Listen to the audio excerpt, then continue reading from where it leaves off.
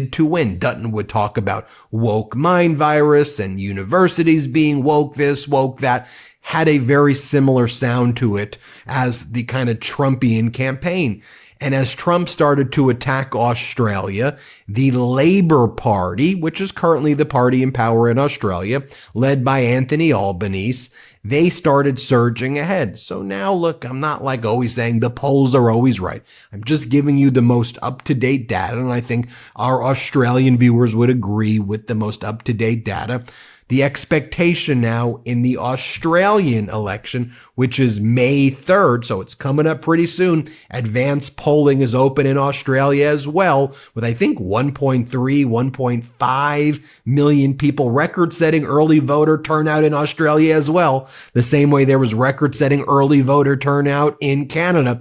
The expectation right now is that unless barring something unexpected happening, the Labour Party, led by Anthony Albanese, is expected to stay in power, and they're expected to win the elections there. And that dynamic was not expected before at all. So you're accumulating all of this data. I mean, I talked about the tourism issue, right? I mean, just explaining it one more time. Official statistics from U.S. International Trade reveal the number of visitors from Australia in March 2025 was down by 7% compared with March 2024, a reduction in 4,559 people. We expect that number to increase in April and May and going forward as the United States is showing that it's willing to detain tourists and throw people in ICE detention centers for days or weeks, question them, cavity search them, deport them back if they can't justify why they're trying to visit the United States.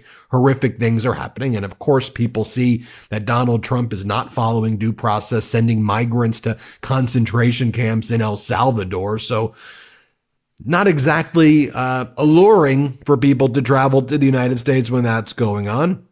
But you take a look at this article from NPR, which I think says it appropriately. Trump was once seen as an asset to right-wing populists abroad, no more. Like, I bet you Peter Dutton was like, wow, man, why did this Trump thing is backfiring on me right now. I was expected to win. Here's what this NPR article said. The story's similar in Australia. Voters are headed to the polls on May 3rd. Opposition leader Peter Dutton, a right-wing populist who once described Trump as a big thinker and has called for cutting funding for schools, which he deems have been too woke and have a woke agenda, is challenging Prime Minister Anthony Albanese. Dutton's Liberal Party and its National Party partner, known as the Coalition, were ahead in the polls earlier this year, but have since lost ground to Anthony Albanese and the Labour Party right there. Quote, the Coalition initially had the wind at its back. Now they're in survival mode, says Ryan Neelam, director of the Public Opinion and Foreign Policy Program at the Sydney-based Lowry Institute. That slide closely tracks the first months of the second Trump presidency, which has also been accompanied by a sharp drop in Australian trust towards the U.S., according to a new Lowry poll. The numbers of Australians who believe the U.S. can be trusted to act responsibly on the world stage has plunged over the past year from 56% to 36%. Looking at this YouGov poll, Labour hits 18-month high in the 2PP vote as Coalition slumps to historic low in the YouGov poll. Labour leads 53% to 47% over the Coalition in the two-party TPP. The two-party preferred vote up 0.5%. Labour's primary is 33%, up 1%. Coalition is 33%, down 0.5%. Anthony Albanese leaves as the preferred prime minister by 48% over Peter Dutton. A shocking reversal right there. I mean, here is Peter Dutton when he was asked for clarification on his definition of the idea of woke and what he means by education's woke. Shout out to SBS News for putting this one together. Play this clip. How are you defining woke? Well, I answered that question yesterday. I think the point that I see that that's of interest as well is what we would do in relation to education funding and health funding. We are absolutely committed to health and education funding as the numbers appear in the budget papers. So before the Prime Minister goes off trying to scare people again, and that's what he's doing at the moment because he's trying to pick fights, he's trying to scare people, but he's, maybe good at that. I'll tell you what he's very bad at, that is helping families. Australian families. Indoctrination was your word. Yeah. What topics are indoctrination that's in the curriculum? Well, we've spoken before, and including yesterday in relation to it. I want young Australians who are going to school to get the best education they can. I don't want them indoctrinated according to the views of the lecturer at university or in relation to the views of the particular teacher. I want our kids to be taught according to community beliefs and standards, and I think that is the expectation of families. Not controversial here in the suburbs. It might be at the ABC, but not controversial here in the suburbs, and that's exactly what we're after. Last night, a woman asked you about getting the woke agenda out of schools, and you spoke about potentially conditioning funding from schools to change their curriculum or to influence their curriculum. I think influence was the word that you used. Could I ask specifically what lessons or units you're concerned about having a woke agenda? I want to make sure that our kids, whether they're at primary school or secondary school or indeed young Australians who are at universities, are receiving the education that their parents would expect them to receive. And our position will reflect community standards in relation to what is being taught at our schools and our universities. And you've seen some recent examples in relation to law school and the requirements being made. I think it was Macquarie University at the time. You've seen other academics who are out as part of protests on the streets and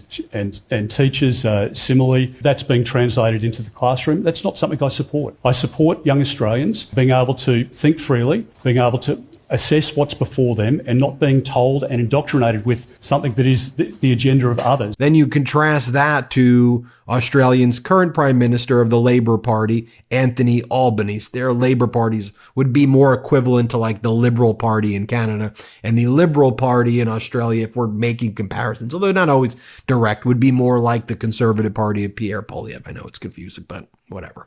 Here, play this clip. The unilateral action that the Trump administration has taken today against every nation in the world does not come as a surprise. For Australia, these tariffs are not unexpected, but let me be clear, they are totally unwarranted. President Trump referred to reciprocal tariffs. A reciprocal tariff would be zero, not 10%.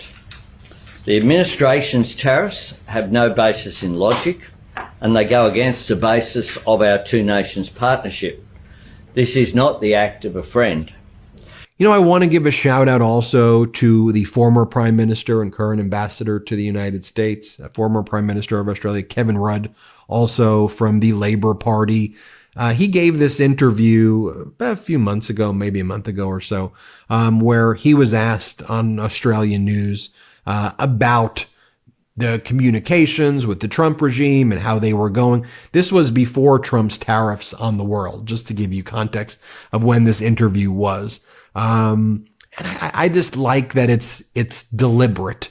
And you know, just thinking about how former Prime Minister Rudd talks versus how American politicians talk, it's like night and day. Here, play this clip. Ambassador Rudd, welcome to 7:30. Good to be back on the program, Sarah. You were meeting with Commerce Secretary Howard Lutnick in the lead up to the announcement on the tariffs. Was he listening to Australia's arguments?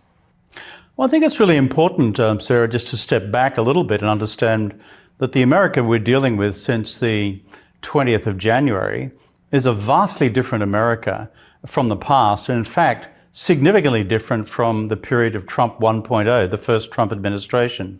This administration is more nationalist on questions of foreign policy, more protectionist on trade policy, and much more transactional in its overall approach to international negotiations. We've seen that very much reflected in the way in which the administration's approached these tariff negotiations as well. These are deep-seated, fundamental changes in this different America, which every one of the 36 countries who negotiated tariff exemptions on steel and aluminium last time round back in 2017 have had to contend with this time round.